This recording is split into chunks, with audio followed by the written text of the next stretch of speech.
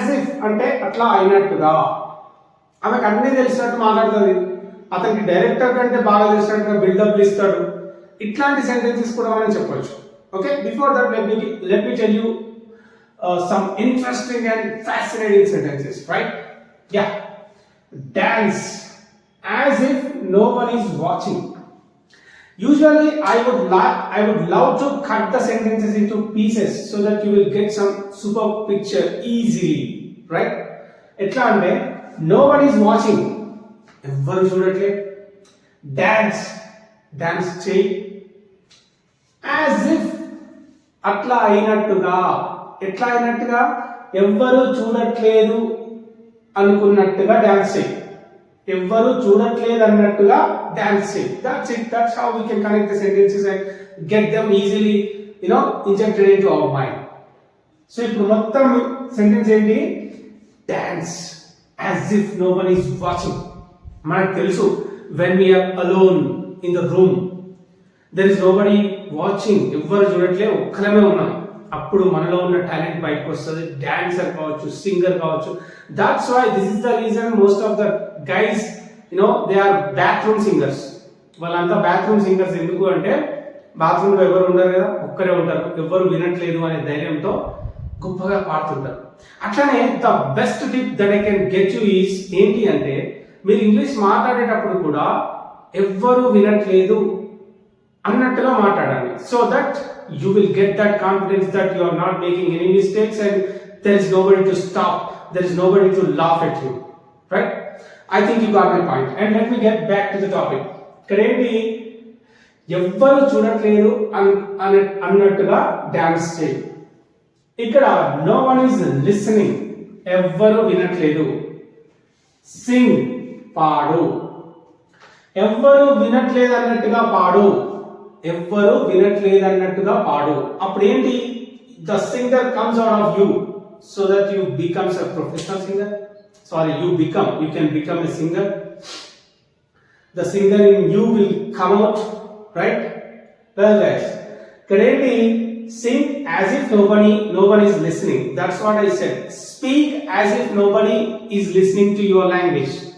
నువ్వు మాట్లాడేది ఎవ్వరు వినట్లేదన్నట్టుగా మాట్లాడు.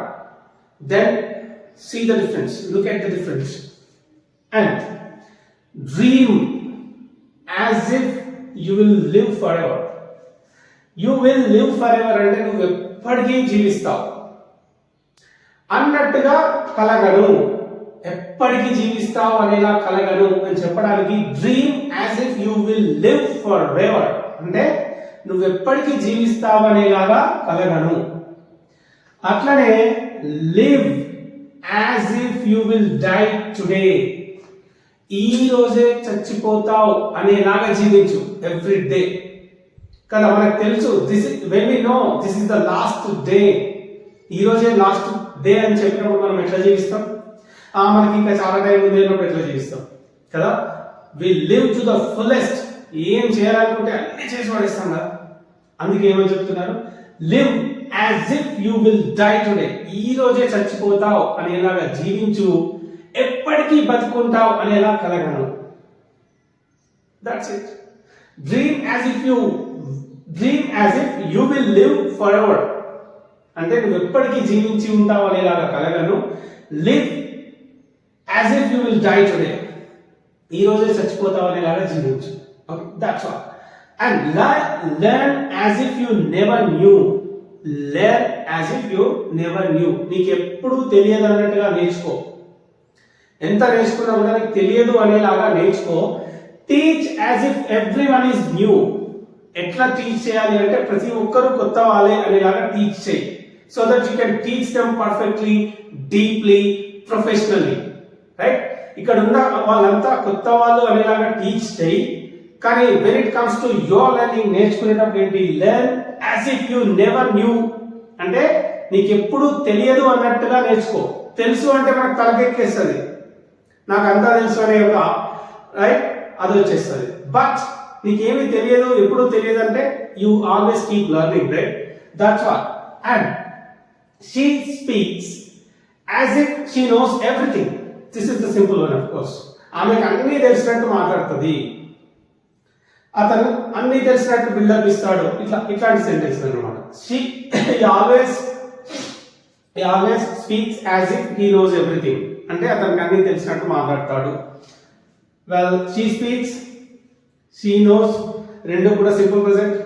Okay, and next one, he told me as if he had done everything, అంతా వాడే చేసినట్టు చెప్పిండు, అంతా అతనే చేసినట్టు చెప్పిండు, అంతా అతనే చేసినట్టుగా, యాజ్ ఇఫ్, రైట్, అంతా అతనే చేసినట్టుగా చెప్పిండు అని చెప్తున్నా. ఏమని? He told me as if he had done everything, మొత్తం అంతా అతనే చేసినట్టు చెప్పిండు అని. Well, the actor always says as if he knows better than the director, director కంటే అతనికే బాగా తెలిసినట్టుగా మాట్లాడతాడు, చెప్తాడు. The actor always says as if he knows better than the director, director కంటే బెటర్ గా తెలుసు అని తెలిసినట్టుగా మాట్లాడతాడు. ఓకే, ఈ విధంగా చెప్పొచ్చు. And lead as if inspiration knows no end, leader అంటాం, లీడ్ చేయడం, ముందుకు నడిపించడం. ఓకే, వెల్, ఎట్లా మార్గదర్శకంగా ఉండాలి, ఎట్లా లీడ్ చేయాలి అంటే as if inspiration knows no end, inspiration కి ఎండ్ అనేది లేదు. ఎందుకంటే when the inspiration started getting down, actually తగ్గిపోవడం స్టార్ట్ అయినప్పుడు ఏమైతుంది, ఇన్స్పిరేషన్ పోయినా కొద్దీ కాన్ఫిడెన్స్ పోతుంది, కాన్ఫిడెన్స్ పోతే మనమే ముందుకు వెళ్ళడం. So we cannot lead. అందుకే ఏంటి, lead as if inspiration knows no end, inspiration అనే దానికి అంతమే లేదు అనేలాగా లీడ్ చేయి, then you will become the leader.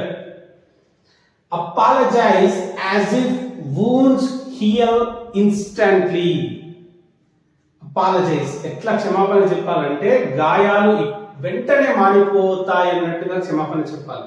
Well, you hurt somebody and they are feeling and heavy, they are feeling otherwise and they are crying, in fact, అప్పుడు ఎట్లా apologise చేయాలి అంటే, అపాలజైజ్ చెప్పాలి అంటే, క్షమాపణ చెప్తే ఎట్లా ఉండాలంటే గాయాలు ఏవైతే ఉంటాయో అవి వెంటనే మానిపోయేటట్టుగా ఉండాలి. So apologize as if wounds heal instantly. Anyway, let me remind you about the WhatsApp English, just 500 daily practice, daily conversations, daily vocabulary and so many fascinating things. If you want online classes, do message me as online classes to the number I give you on the screen. That's it for today. Let's meet tomorrow. Bye.